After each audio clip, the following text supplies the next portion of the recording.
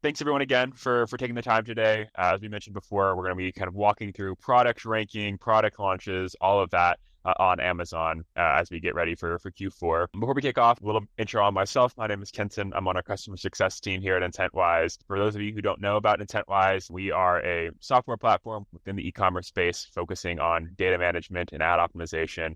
There's three different tools that we work with both agencies and brands on. One of which is an ad optimizer, where we help brands with our AI bidding and automated rules engines to optimize your day to day a little bit easier for you. The other one is a data management platform where we pipe in all of your data to a database, allow you to visualize it in different ways, whether that's seller central, vendor central data, so that you guys can get some deeper insights into what you're doing across different e-commerce platforms.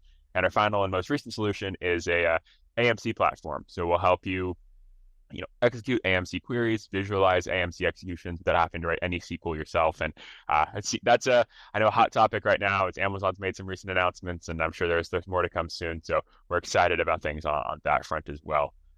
We have Marcel joining us today, who is an expert on product launches, product ranking. So I'm going to let him introduce himself, and then we'll jump right into things.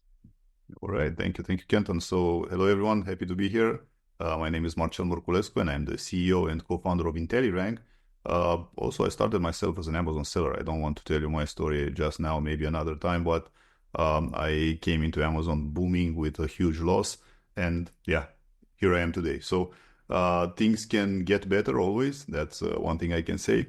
Now, in terms of IntelliRank, we founded IntelliRank in 2019, and up until now, we have successfully launched and ranked more than 4,000 products on the Amazon marketplace. So we have quite an experience on that bit. Myself, I've also experienced in the IT field, so I come with an IT, let's say, mindset behind everything. I like to understand how things work and try to replicate them in a technological manner, so to speak. And yeah, I'm happy to be here and also discuss this opportunity with Amazon and what we can do and what opportunities we have right now to launch and better rank our products on the Amazon marketplace. So yeah. Awesome. And like we mentioned before, well, I have some things we're gonna walk through. We're gonna keep this as a more of an open discussion. So if you guys have questions that you wanna hear us talk through, get answers on, please throw them our way, and we will be happy to work through those as well. But Marcel, while people are thinking about those questions, one thing I wanted to start off on that's hot on my mind is just overall, like, what are we doing to push better rankings? I think it's a hot topic right now, especially as we consistently see bids on an advertising perspective increasing, cost per clicks increasing, especially as we go into Q4 and promotional periods. We're going to see that costs are higher there. So everyone's focused on how can I lower my tacos? How can I get better organic rank? And I'll stat that with what I'm doing from an ad perspective. So I guess at a basic level, like from what you guys are doing, what are those factors that you guys see have the biggest influence on your organic ranking on Amazon? That's actually the great question that we will be answering today. So thank you for that, Kenton. In terms of organic ranking, everything is about selling. So it's a matter of keyword targeting. Now, you can target keywords through PPC. That's one way of getting organic ranking, and that's one of the things you should be doing definitely. But the way we look at it, the way we position things, it's through a market research strategy that we have implemented within IntelliRank. That's a service that we have for Amazon sellers, and yeah, the power of the service is that it's actually providing good feedback in terms of a survey to the Amazon seller. So we're gathering data for you while also helping you with sales velocity momentum on the platform. But before we get into that, it's very, very important to look at what's coming up next. Like very well we were discussing at the beginning, Black Friday, Cyber Monday. So for most of the brands out there, it's important to consider boosting their product ranking to the top. Why? Because when Black Friday hit, you want to be organically at the top and also continue to bid because, yeah, PPC, it's a must, and never turn on PPC because at the end of the day, you want to be visible everywhere you can, especially with the opportunities that come up in the next period. Now, if you're in, let's say, a supplement area that it's not, or different other branding that it's not selling so good this period, and or the sales are pretty much the same, then yeah, you can also consider this on the long run. It's important to look at it from the holistic point of view, so to speak, and try to plan ahead and boost the overall ranking of the product. Now, it's all a matter of planning and execution. When we're talking about planning, we're looking at keywords. Everything currently is keyword related. We have AI coming into play. We've been at Accelerate, met Kenton there, so we had some good time at Accelerate. A lot of new things are coming to Amazon, a lot of AI. You have Rufus that's also influencing the somehow now decently low, but it will influence even more the buyer behavior. But at the end of the day, everything will be keyword centric. One thing that we've seen at Accelerate that Amazon is trying to bring in is like modifying your title and our title, the brand, the product title, based on the search term that the user will input. So they were giving this example, like they were looking for Ray-Ban, was it Ray-Ban? I think it was Ray-Ban Yeah. Aviator glasses. And then all the titles were starting that were relevant were starting with that exact keyword, which for me it's a bit shady because, that can put you into IP, Right. problems because you're not allowed to put Ray-Ban or any other brand in your title. So if Amazon does that automatically, that will be, we don't know what will happen.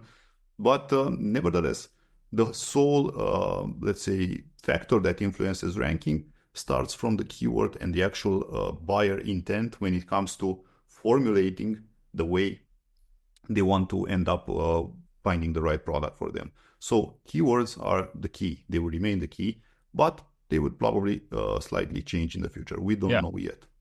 Still, It's still in development. I like that you mentioned Rufus and the title changes. I even saw yesterday they launched AI product guides where you're able to ask questions and filter things down based off of your preferences for products in certain categories. So they're definitely, like, we can see the push is coming. I think that was one of my biggest takeaways at Accelerate is AI it's starting to be introduced into some of the selling process, some of the consumer process. It's not quite there yet in terms of a full usability perspective, like you mentioned with the title thing that I think it was going around quite a bit. But it's clear to see that like it's a focus and something that brands and service providers need to be keeping an eye on because yeah. 2 or 3 years from now, it is going to be a big part of what we do on a day to day from a ranking perspective. So I definitely think that's this key to be paying attention to. But we are where we are now. I think I agree with you. Keyword is still the main driver of things.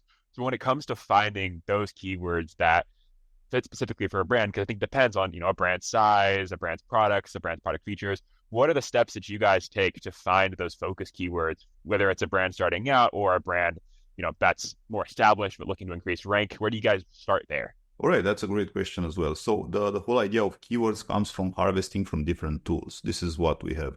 Back in 2017, 2016 actually, when I started my Amazon journey, we didn't have so much information. But right now we have so much information that it's quite easy to actually do your due diligence in terms of keywords. Start from a good tool that you like. Yeah, ourselves, I'm not sure if I can mention tools here, Kenton, but yeah, there are out there some pretty nice tools that you can use. And just try to catalog your keywords. Try to find the most relevant keywords. That's the most important ones. I see them on a column in an Excel sheet. So those are the most powerful keywords that reflect your product and, of course, can bring you sales. Next, somehow relevant keywords. Then you can go to other somehow within the area of that niche or within, maybe some misspells. You want to target most importantly Spanish keywords. That's one key factor that not a lot of sellers take into place because overall the population in America, there are a lot of them that speak Spanish. So it's important to also consider that and target Spanish keywords. And last but not least, also have like holiday specific keywords. So if we're looking right now, coming Black Friday, Cyber Monday, we're looking at December sale, gifts, and all sorts of related keywords. They can be in a certain category just to target them. Now, harvesting them can be done, like I said, through different tools that are available on the marketplace. Putting them into action, that's another factor. It's important to target them, first of all, through PPC. That will remain the number one topic that everyone is doing at the moment, targeting them to PPC. But what we do, and this is what differentiates IntelliRank from all the other agencies out there, we also look at it from an organic approach. So what we do from day one, we have a saying, no day without sales. So whenever consider that you have done your product research, you have found the best supplier, You have sourced your product and now it's available on Amazon. So we'll say everything is being done. You have good images, you have a good listing, which implies good text to get indexed. So the images are for the customers to buy the product. People buy with their eyes. While the text, the actual text within the product title, the bullets and the description will help your product get indexed and get relevant for that specific niche. Now, be very careful because we see this a lot. Sometimes products jump from one category to another. Now, while we think that this might be irrelevant, it might happen because Amazon is glitching. It's very important what your listing is sending to Amazon. So how relevant your listing is for that particular category. So try to rewrite and rethink your listing if this happens too often. Of course, run cases with Amazon just to bring the listing back and yeah, so forth. Now, as soon as we have the product, like I said, we have the actual keywords that we want to target. What we do at IntelliRank, we recommend to start with a product testing campaign. This means what? This means that we'll be sending in gradually traffic to your listing and also getting people to test your product. It's like the mystery shopper program. This is very powerful, especially at the beginning, because we want to see your product quality. Of course, you will have a quality check, but imagine that you want product testing. We want it from the perspective like getting the good information from people that are actually using the product. Think of it like Amazon, like a Starbucks mystery shopper program. Starbucks is actually giving out vouchers to people to go into the cafe and enjoy a free latte, for example, or a free coffee. And after that, they're getting them to answer a set of questions in terms of how they were served and how was the coffee. Did they wait a lot in line? Was they treated nicely by the clerk? So all that kind of information that help out brands to make good decisions. Now, this is good and this is very powerful. Why? Because sometimes, not a lot of times, thank God, we found products that had defects. And it can be related to the actual product manufacturing, maybe an easily breakable part. It can be a shipping related product. Maybe the shipping, the cardboard was not so good and it wasn't protecting the product so well. And the product ended up damaged. Imagine sending these products to actual Amazon customers that will actually do what? Return the product. A lot of returns will lead to account being suspended because that's not something Amazon likes. So yeah, this kind of things can be mitigated, and also it's about creating the sales velocity and momentum on the platform from day one. That's the most powerful way. So we start from the keywords, we build up the strategy, and we execute it. It's a straightforward service. You can do this yourself as well by finding and running ads on social media. This is very powerful, and getting people to actually test the product and give you feedback. No reviews. This is not associated with reviews in any way. So there's no reviews involved. It's just feedback in terms of a survey that you get, and you get valuable data about your product from your actual end customer. So yeah, hope that makes sense. Yeah, it makes a ton of sense. I think I've definitely seen scenarios where someone launches a product on Amazon that they manufacture and they spend a bunch of ad dollars behind it, spend a bunch on creatives and all that, and then it comes back that they get a bunch of returns, they get a bunch of bad reviews because there's one thing wrong with their process, and that throws all those ad dollars, everything else they're doing, out the window, and you're kind of starting from zero. If anything, you're kind of behind the 8 ball where you would have been had you started from nothing again. I definitely can see the importance on like finding out that data. I know you mentioned like it's not as common that you see those defects. It's definitely good to catch them when you do, but in those scenarios where there's not any defects, the product's good to go, you're getting good feedback.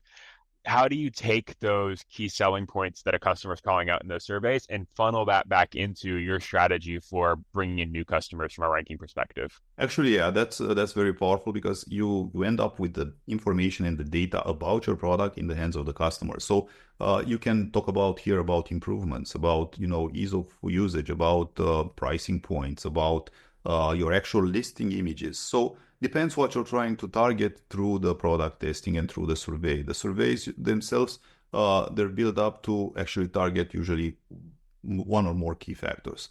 If you're interested in how the actual customer perceives and sees your listing, it's very important to ask the right questions. So yeah, we usually have a set of default questions, but we are flexible into allowing Amazon sellers out there to reiterate them in the certain way that suits them best. Now, the idea behind it is to get as much information as possible and the best information as possible. But the key factor is happening actually in the background when actually that momentum and sales velocity is created on the Amazon platform. That's the power of this strategy. And at the end of the day, you want to send Amazon the right signal that your product is actually selling, is desired, Yeah. is appreciated by people, not in terms of a review. So again, no reviews. I don't want people to think that this is a review service or anything related to that. It's not that. It's about getting customer data in terms of a survey. Yeah. Got So it. Yeah, that makes a lot of sense. So what I'm hearing is you communicate with, customers through some type of paid ad on like a social media, have them purchase the product, you give them a survey, nothing, going into Amazon's where we're breaking terms of service because we're, interacting with them outside of the platform. And then, that allows us to collect this data, which we can then use to catch defects and enhance our listings. Which I think, from the listing perspective, what I've seen from challenger brands in the past is that, I mean, that data has got to be huge because knowing what your key selling points are within your customer base when you're competing against products that might be lower price points or have more sales velocity or more review count can be tough, right? You need to know what are the things that are going to separate your product from those other products, especially in those high price point situations where I can call those out within my image, call those out within my bullets, make sure that target keywords related to that from an advertising perspective that might be a little bit cheaper. There's lots of ways you can go about making sure you're emphasizing that data to see sales velocity with knowing that you're not going to go, if I'm selling so a new yeah. pair of shoes, I'm not going to rank on the word shoes, right? So, I guess what type of questions are you guys typically looking at when you're interacting with these customers to get back that best data set to power your decisions going forward? Is there, I know you mentioned a specific set, what are some of those main questions to try to get back from the customers in this process? Main questions are related to actual pricing, like you very well said, also to images. And yeah, from time to time, we also go into as deep as competitors to compare to those listings and see Gotcha. how it's about perception. It's about how the customers actually perceive your product and how they position it in their mind when they're looking at it. Because what I've seen from my experience, sometimes we get emotionally attached to our product. So, for example, my brand, I'll take that as I created the images, I made sure that they're the best. And if you ask me, that's the best you can get. But what I've learned over the years is that you should never trust yourself in this judgment because you're not the customer here. Now, the whole idea, and this is a powerful thing to always do on the Amazon platform, use the brand experiments. So experiment as much as you can of course, in a educated way, and don't run multiple overlapping experiments. That's Yeah. not the idea. One at a time, wait for the conclusion and try to understand what your customers are actually thinking about.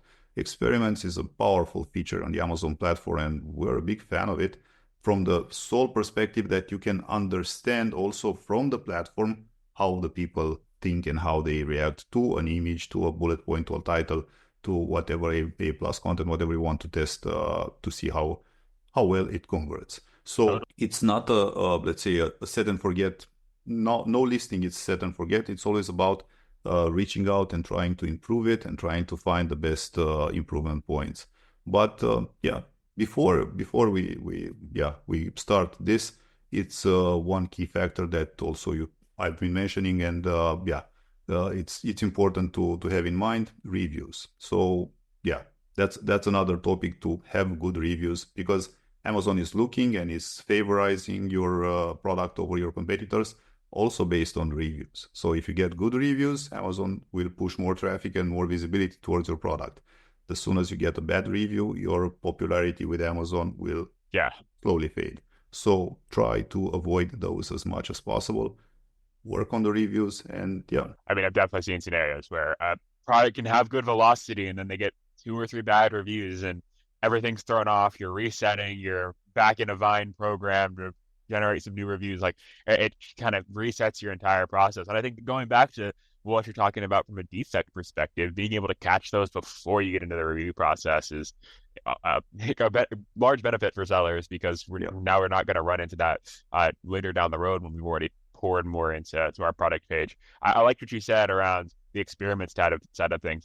From my opinion, I think as a new seller, you should always be running some type of A/B test on your product, right? I mean, we just have so many different levers we can pull, whether it's like you mentioned, the titles, the photos, things on the ad side, different creative pieces.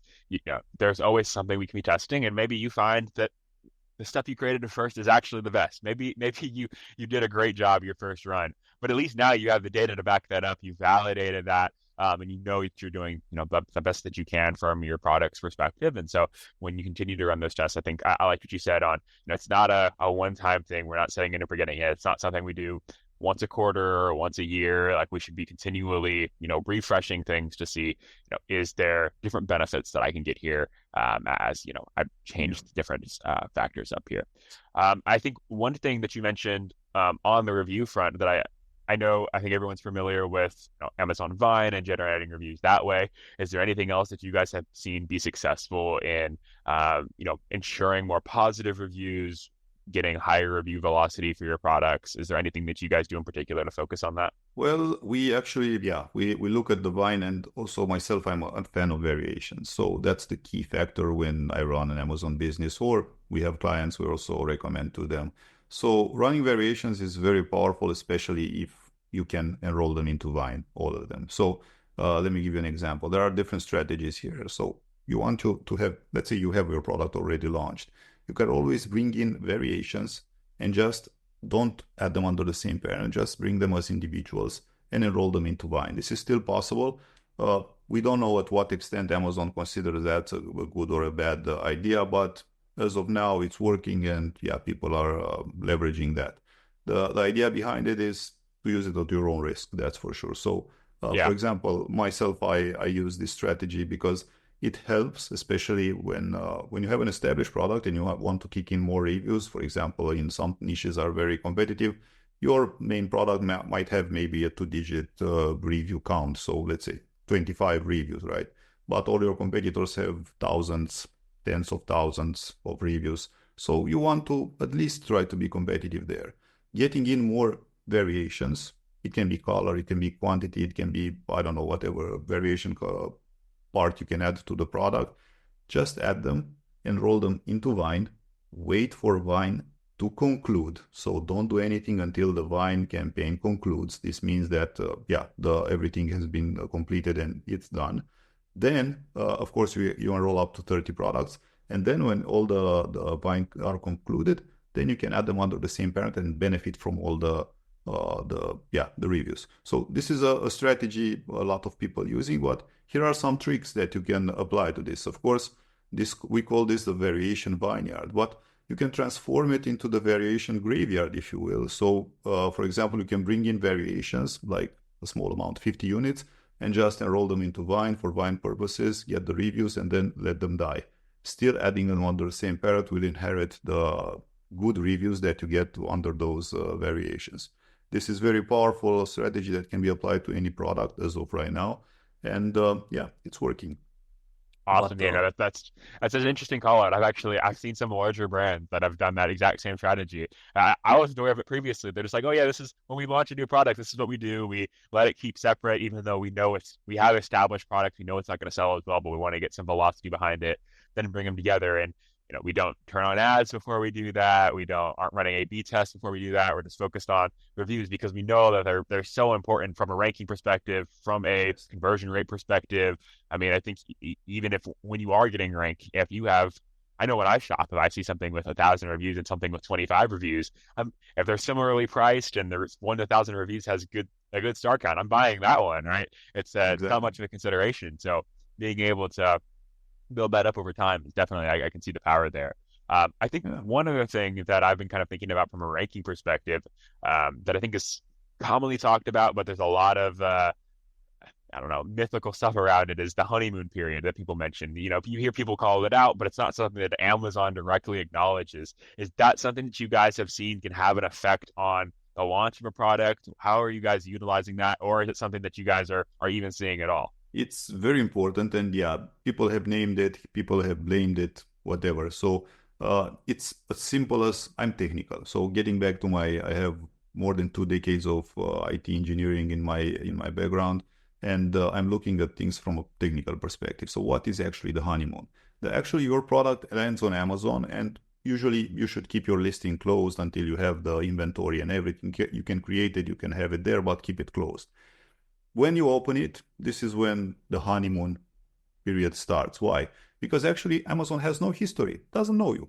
You have no footprint for that ASIN, for that product on Amazon. So this is when Amazon it looks at you and tries to understand who you are and where you're heading.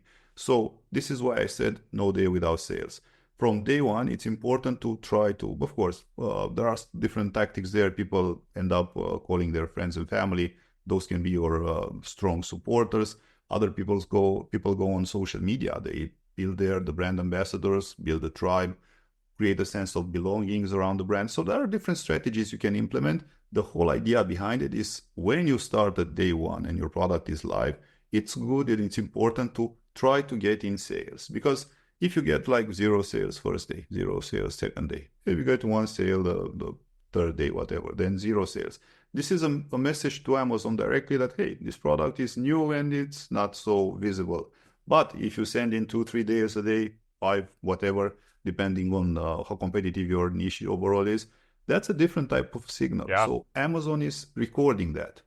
Everything records, and all the days behind you are being counted by Amazon. Of course, I don't claim to understand how Amazon is thinking. It's a complex algorithm.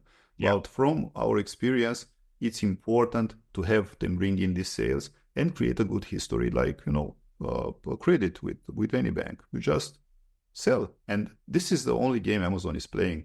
I see a lot of podcasts, a lot of things. The only most important factor that influences Amazon is the actual sale. There Yeah. are different algorithm is complex behind it, but the sales influence the most. And at the end of the day, you want to sell because Amazon can offer that sale to you or to your competitors, Yep. whoever is selling the most and getting happy customers. Amazon, happy customers, sellers. It's like this. So yeah, Yeah, I think the way I thought about it is like Amazon really doesn't care whose product sells as long as they get a sale, right? And so they exactly. want to, you're right, they want to showcase the product that their algorithm is telling them is going to convert at the highest rate and is going to drive the most repeat purchases on Amazon. They don't want to sell something that's going to lose them a customer because they just care that they get the sale overall. I think and we know like the importance of having that high ranking for that because people aren't going past that first or second page very often. And Yeah. I liked what you mentioned from like getting those initial sales. I think I've seen products when I'm searching, especially in more niche categories, where I look at the second ranking product and I'm like looking at the product page and you hear all these best practices all the time. And I'm like, how in the world is this product the second ranker when it doesn't have A plus content, its bullets are all over the place, it doesn't have an optimized title, but it comes back to what you're saying, right? If it sells and it drives repeat purchase, then Amazon isn't going to care as much, and obviously all those other things are so important, can still drive you guys up in those rankings. But Yeah. um, I think getting those initial sales velocities, Amazon identifies you as a product that has the ability to sell at an even higher rate. So it's gonna, Amazon's doing their own A/B testing. They're pushing you up to the top, see if you can continue that. And if you can, you're gonna keep you up there.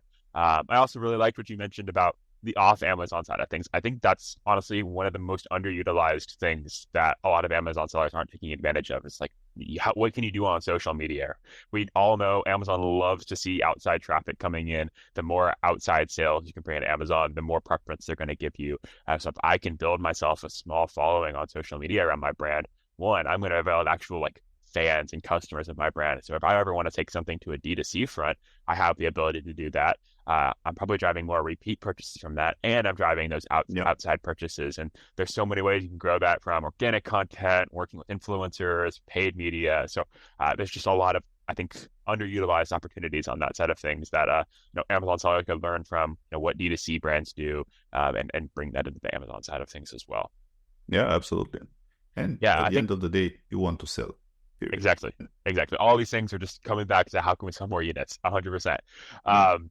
I think so. I think the honeymoon period really affects those new sellers. But when we're talking about a seller that's more established, maybe I've done tests for my product. I know what my key selling points are. I have a good general ranking, but I want to rank. Maybe I'm selling a pair of headphones, and I know my key selling point is my sound quality. So I want to rank more for keywords that are specifically focused on sound quality versus, comfort or price or things like that. So I want to rank for high quality headphones as a keyword. What can I do specifically from what you guys have done to rank for that specific keyword or a group of keywords? What are you guys doing there to hone in on, past the initial bulk phase of keywords? How are we honing in on those, product specific ones?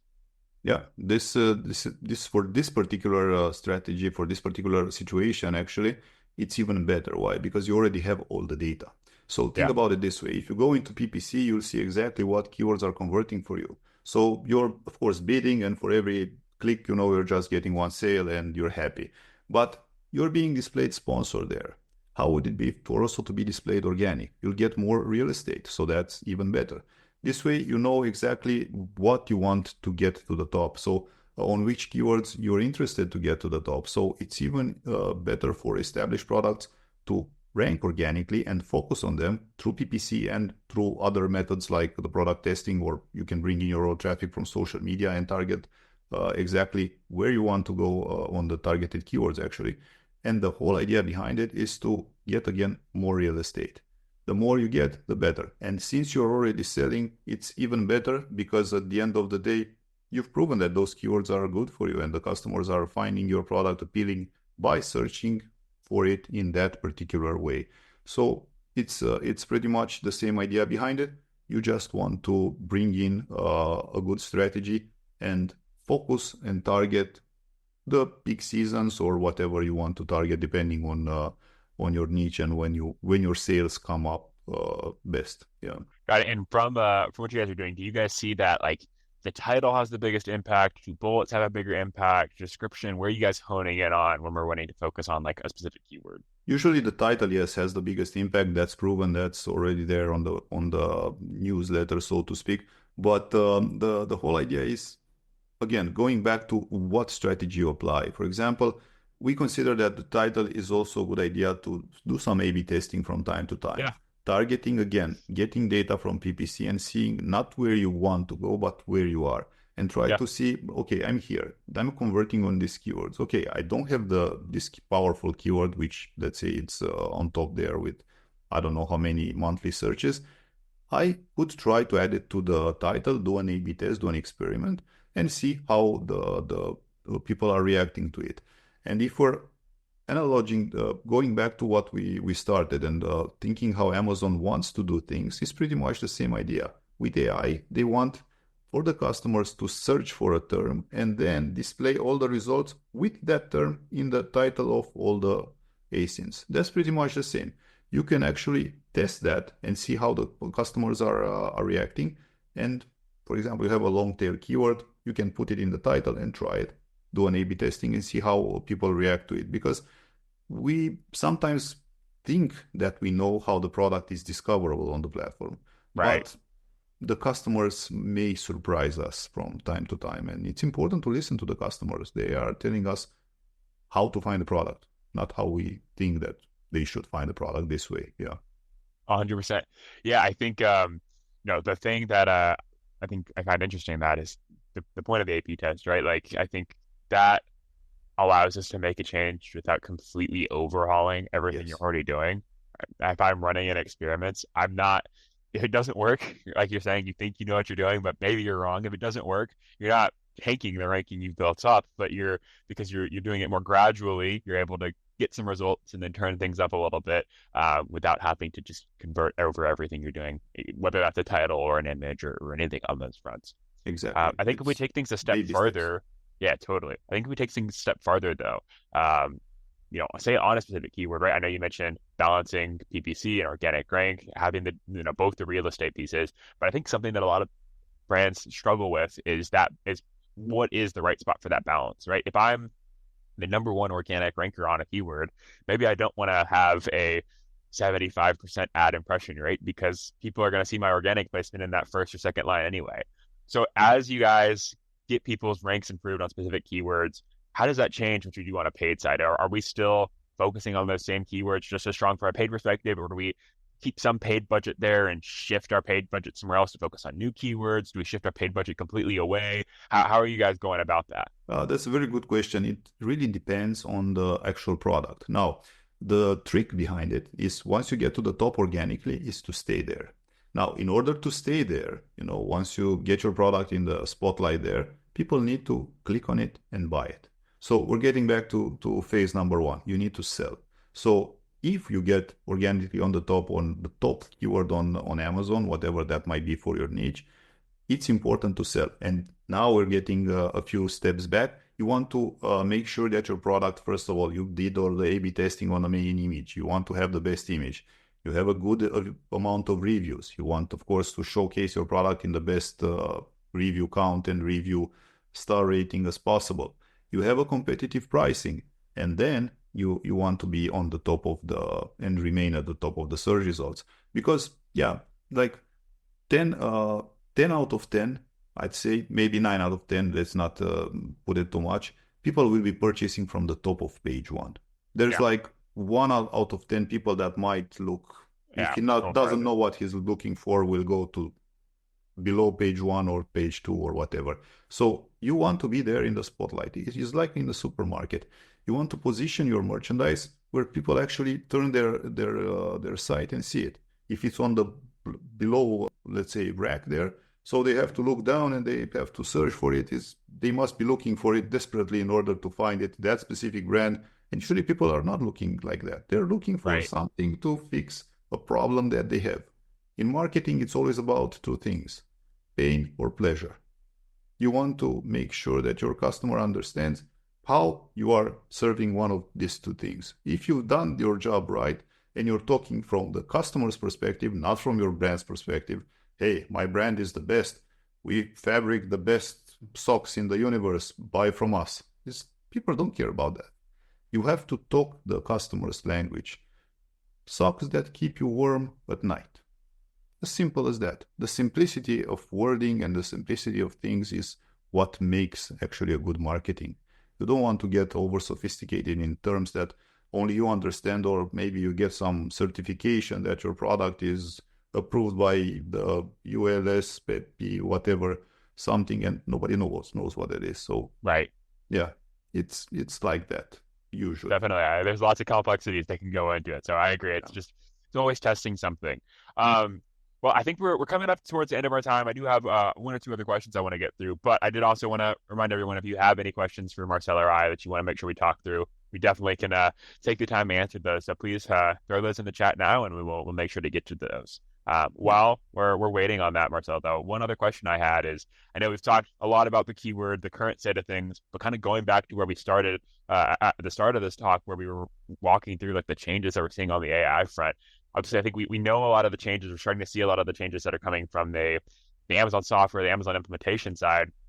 But I think we know that's also going to affect the way that we rank, the way we advertise, all of that. At some point down the line, as maybe searches become more conversational with things like Rufus, or they become more product feature based with like the AI product guides, things like that. How do you see a ranking strategy changing over time as more and more of these features begin to have higher usage? I think the best strategy in mind is to adapt to whatever's coming our way. So if there's one thing, that this is a business, this is not a get rich fast scheme, this is not, and there are no silver bullets, there are no magic pills, there are no shortcuts. It's a matter of adapting to changes.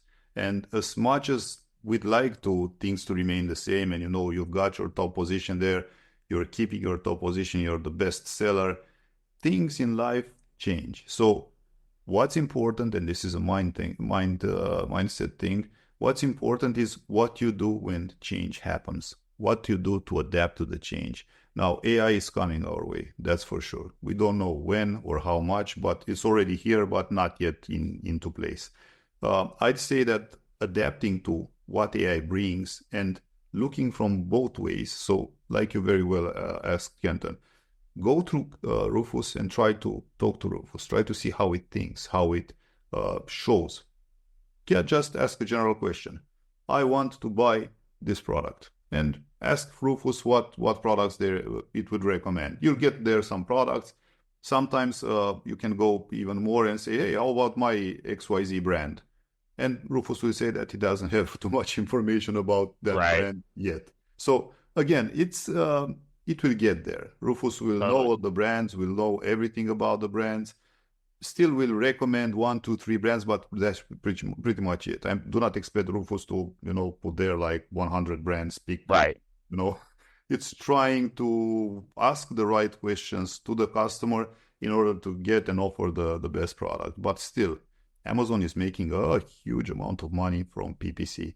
PPC will still be there. Yeah, 100%. I'm expecting things to remain that area pretty much the same. I don't see Rufus, hey, you can buy from brand X, buy brand Y or brand Z, but hey, wait, I have a sponsored bid here from brand W. Try to purchase from these guys. So I don't know Yes. how that will I, play, but I see ads definitely getting a lot more contextual, right? As things maybe become a little less keyword based. I think things become more contextual. It's definitely all going to change. I mean, there's going to be some things that I'm sure are similar, but things are going to change. And I think it's good that Amazon is giving us a little bit of insight into what that path they're going down is, so that we can prepare. Like we can start adapting, we can start testing now. Like you mentioned, you can go on Rufus, see what it knows about your brand. Maybe it's not the main way people are shopping now, but I think the way we see things going, it's gonna get there. It's just a matter of when. And so yeah, being prepared to test for it's huge. I think the good thing about it though is with everything we talked about today, it comes back to your sales velocity. No matter what system Amazon is using, whether it's a search results, whether it's an AI tool, they still are doing it to drive a higher sales velocity. That's still their end goal. So if your product is selling, you have a strong product pages, strong images, those are still going to be the core pieces. We're just going to see some changes on the edges of, how are we getting in front of our customers? So, and Rufus will be influenced by the actual sale. They were of course, Rufus would recommend exactly. a brand because it The sells, products not that are selling. because yeah. Exactly. So at the end of the Totally. day, yeah, it's important to sell. Yeah. Totally. Awesome. The one question we did get is Yeah. someone asking, if our keywords in our title are fully optimized, like what is the path we can take forward? I think the one thing I've heard from you, and definitely feel free to add to this, but the one thing I've heard from you is like you never fully know if you're fully optimized, right? There could Yeah. still testing and tweaking things is still important at that point because while it seems strong to you, and it very well may be, there could be a tweak that you could make that improves things, and that's where those experiments come in handy, and allowing you to gradually test things and getting the results back, and then making the decisions based off of the data tells you. Absolutely. Also, yeah, for everyone here, we do have something. Yeah, of course, we didn't come empty-handed. We can offer a free audit. So this would be an idea to actually get some good information about your product. This audit we're offering for free just tonight to everyone. Tonight on my side, today on your side.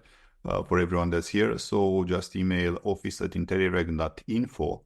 So it's office@intellirank and rank.info. And mention there that yeah, you've seen me in this interview with Intentwise with Kenton, and you're applying for a free audit. Now that audit is something that is done manually, so a person will deep dive into your niche, will look into your competitors, and will give you a detailed report about how we think your Awesome. product is looking. And yeah, so it's a good start and it's free. So take Awesome. advantage of it. Yeah, Yeah. definitely a great starting place for everyone. Yeah. Well, cool. I think that's most of the questions I had. So I appreciate the time today, Marcel. For everyone here, I appreciate you all joining today as well. I hope you got some good value out of things. If you have any additional questions about anything we talked about today, about Intentwise, about IntelliRank, please feel free to reach out to us. If you want to reach out to me, you can find me on LinkedIn. You can go to intentwise.com, find out more about Intentwise there, see our past webinars and sign up for future ones. We also have a newsletter where we're calling out a lot of these different topics, and consistently bringing new info about the Amazon space. So find us at Intentwise or find me out on LinkedIn, and happy to connect further. And then Marcel, I'm sure there's some other ways. I know you mentioned you're emailing you guys some other ways they can find you if they have more questions for you as well. Absolutely. I'm also available on LinkedIn, very active there. Also, intellirank.info is our website. Feel free to look around. Yeah. If there are any questions, just contact us. And yeah, that's it. Awesome. Awesome, Thank you. Marcel. Well, I appreciate you taking the time. Thank you everyone for joining today, and I hope you all have a great rest of your week. Thanks, everyone. Thank you. Bye.